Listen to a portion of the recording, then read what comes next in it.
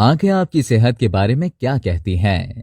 आंखों को मन की खिड़कियां कहा जाता है, यानी आंखें दिल का हाल कहती हैं। दिल का हाल कहने के साथ साथ आंखें आपकी सेहत का हाल बताने में भी महारत रखती हैं। तो फिर आइए जानते हैं कि आंखें सेहत का हाल कैसे बताती हैं।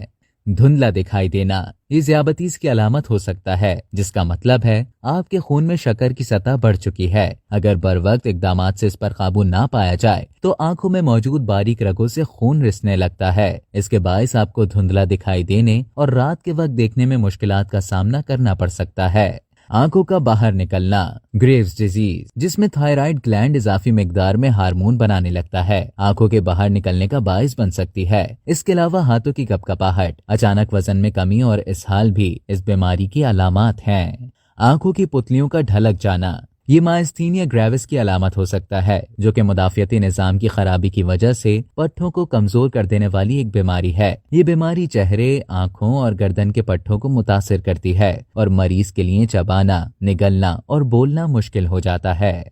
कर्निए के गिर्द हाला बनना, इस सूरत हाल को कॉर्नियल एरकस कहा जाता है, जिसमें आंख के कर्निए के गिर्द चर्बी का एक दूधिया सफेद हाला बन जाता है। अगर आप उम्र रसीदा हैं तो ये अलामत कुछ खास मायने नहीं रखती, लेकिन अगर आपकी उम्र 40 साल से कम है और आप इस अलामत का शिकार हैं तो खतरनाक हद तक बड़े कोलेस्ट्रॉल की निशानी है। आंखों की पिलाहट, जिल्द और आंखों की पिलाहट यरकान की अलामत है। इसका मतलब है कि आपका जिगर सोजिश या किसी खराबी की वजह से ब्लू रिबन की इजाफी मिकदार बना रहा है। गलत ग़िज़ाई आदत, कैंसर, शराब नोशी और तादिए जिगर को नुकसान पहुंचाने का बायस बन सकते हैं। शब कोरी यानी कि नाइट ब्लाइंडनेस, कम रोशनी में बसारत कम हो जाना नजर की कमजोरी या मोतिया की अलामत हो सकती है, लेकिन रात के वक्त दिखाई ना देना विटामिन ए की कमी को जाहिर करता है।